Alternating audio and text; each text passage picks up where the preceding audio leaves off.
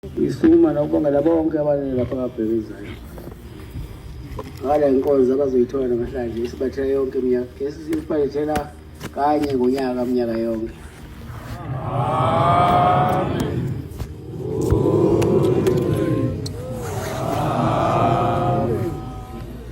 Lokuyinkonzo yokuzobakhumbula ngoba nje basibabekela asibalahlanga kepha siyabakhumbula ngaso sonke isikhathi.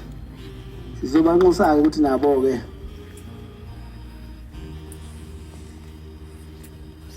bangawadili amakhaya abo.